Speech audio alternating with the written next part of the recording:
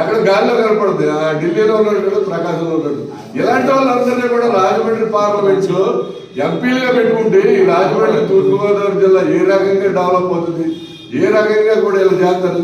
మరి బుచ్చి చౌదరి గారు 7 సంవత్సరాలు ఫస్ట్ ఆయన ఎమ్మెల్యేగా నిలబడ్డప్పుడు పిచ్చుకలాగానే పర్యాటక కేంద్రం అన్నాడు. అప్పుడు నాకు బాగా గుర్తు, ఎందుకంటే ఆయన నేను అప్పుడు ఈశ్వరుడితో బాగుండేవాడు. అందువల్ల ఆయన ఏం చెప్తున్నాడో పద్ధతి అర్థం చేసేవాడు. అప్పుడు మా ఊరు వెళ్ళాలంటే పిచ్చుకలకి మీద వెళ్ళాలి. కొన్ని వందల వేల పిచ్చుకలు ఉంటాయి అక్కడ పిచ్చుకలకలు. ఈవేళ పిచ్చుకలన్నీ చచ్చిపోయి అసలు పిచ్చుక అనేదే లేదు. కానీ బుచ్చి చదువు ఈవేళకి కూడా అదే వాగ్దానం చేస్తాడు 7 సార్లు. కానీ ప్రజలంతా ఇక మనం చెప్పకూడదు, ప్రజలు వాళ్ళు మళ్ళీ ఓట్లేస్తారు. అసలు ఏంటో అర్థం కాదు. అలాగే ఇప్పుడు ఈవేళ వెంకటనగరం తూర్పు లాంటి ఉంది.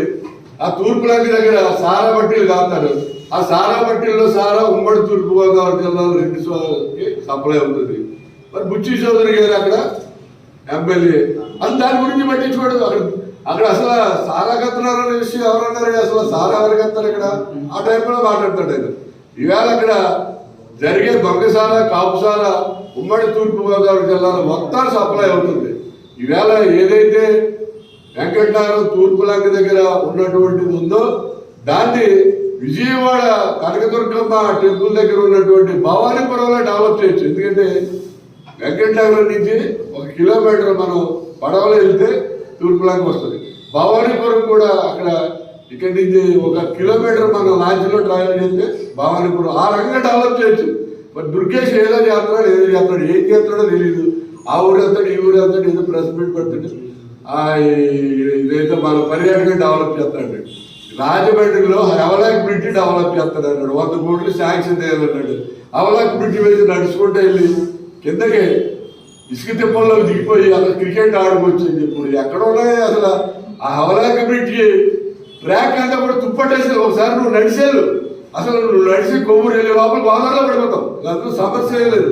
ఎందుకంటే అన్ని తుప్పట్టేసి నువ్వు ఏదో చేస్తాడు ఏం చేయడు. మరి వాసు గారు కూడా గోదావరి గట్టి ఏదో చేస్తాడు. ఏం చేస్తాడు? మేమందరూ గొడవ పెడితే పాపం అఖిలపక్షానికి వచ్చాడు, ఏదో చెప్పాడు. అవే విగ్రహాలన్నీ సరిగా ఉంచుతాం అది ఇది అని చెప్పాడు. కానీ ఈవేళ మరి ఎప్పుడైతే మినిస్టర్స్ కమిటీ వేశారో అతను నీరసపడిపోయి సైడ్ అయిపోయాడు. అసలు గోదావరి బండ మీద ఏం జరుగుతుంది? ఈవేళ రాజమండ్రిలో రాళ్ళబండి మ్యూజియం ఉంది. దానికి 10 కోట్లు శాంక్షన్ అయింది. 2 సంవత్సరాల క్రితం శాంక్షన్ అయింది. అక్కడ ఉన్నటువంటి మ్యూజియంలో ఉన్న సామాన్లు అన్ని తీసుకెళ్లి బొమ్మూరులో పెట్టారు. ఎక్కడ పెట్టారో ఎవరికి తెలియదు. బిల్డింగ్ కన్స్ట్రక్షన్ అయిపోయింది. రేపు పుస్తకాల నాటికి